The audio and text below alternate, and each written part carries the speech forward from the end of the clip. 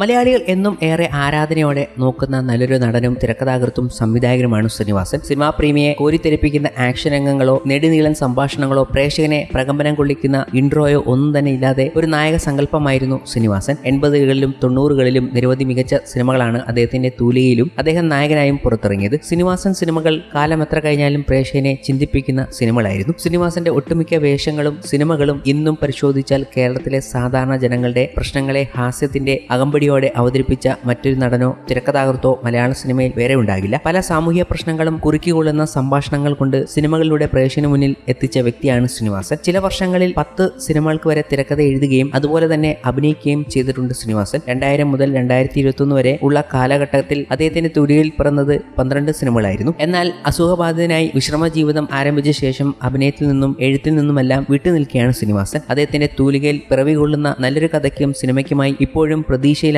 മലയാളികൾ. ഇതിൽ തന്നെ സിനിമാ പ്രേമികൾക്ക് എന്നും പ്രിയപ്പെട്ട കോംബോയാണ് മോഹൻലാൽ ശ്രീനിവാസൻ കൂട്ടുകെട്ട്. CID രാംദാസും വിജയനും മലയാള സിനിമയിലെ ഏറ്റവും പോപ്പുലറായ സുഹൃത്ത് ജോഡികൾ എന്നതിൽ തർക്കമില്ല. നാടോടിക്കാറ്റ്, പട്ടണപ്രവേശം, അക്കരെ അക്കരെ അക്കരെ എന്നീ ചിത്രങ്ങളിലെ പരസ്പരം ഇണങ്ങിയും പിണങ്ങിയും ഒക്കെ ചെയ്യുന്ന ചങ്ക് ബ്രോകളായി രണ്ടുപേരും കസറി. പിന്നീട് മുകുന്ദേട്ട സുമിത്ര വിളിക്കുന്നു, മഴ പെയ്യുന്നു, മന്ദളം കൊട്ടുന്നു, ദൂരെ ദൂരെ ഒരു കൂടുകൂട്ടാം, ആര്യൻ, ഗാന്ധിനഗർ, സെക്കൻഡ് സ്ട്രീറ്റ്, സന്മനസ്സുള്ളവർക്ക് സമാധാനം, അയാൾ കഥ എഴുതുകയാണ്, ഉദയനാണ് താരം എന്നിങ്ങനെ ജനപ്രിയവും വാണിജ്യ വിജയം നേടിയതുമായ നിരവധി സിനിമകൾക്ക് വേണ്ടി ഇവർ സുഹൃത്തുക്കളായി വേഷമിട്ടു. വളരെ കാലമായി പ്രേക്ഷകരുടെ പ്രിയപ്പെട്ട ഈ സുഹൃത്ത് ജോഡിയെ തിരശ്ശീലയിൽ കണ്ടിട്ട് വീണ്ടും അവർ ഒന്നിക്കുന്നു എന്ന ആ നല്ല വാർത്തയ്ക്കായി പ്രേക്ഷകർ കാത്തിരിക്കുകയാണ്. അതേസമയം അടുത്തിടെ അഭിമുഖത്തിൽ മോഹൻലാലിനെ കുറിച്ച് ശ്രീനിവാസൻ പറഞ്ഞ ചില കാര്യങ്ങളും ഹിപ്പോക്രാറ്റ് എന്ന് വിളിച്ചതുമെല്ലാം വലിയ രീതിയിൽ ചർച്ചയായിരുന്നു. ശ്രീനിവാസൻ ഇത്തരത്തിൽ എന്തു തന്നെ പറഞ്ഞാലും മോഹൻലാൽ അവയോടൊന്നും പൊതുവെ പ്രതികരിക്കാറില്ല. അടുത്തിടെ ഒരു അവാർഡ് ദാന ചടങ്ങിൽ പങ്കെടുക്കാനെത്തിയ ശ്രീനിവാസന്റെ കവിളിൽ മോഹൻലാൽ ചുംബനം നൽകിയതും വൈറലായിരുന്നു. ഇപ്പോഴിതാ ഒരു അഭിമുഖത്തിൽ മോഹൻലാലിനെ കുറിച്ച് ശ്രീനിവാസൻ പറഞ്ഞ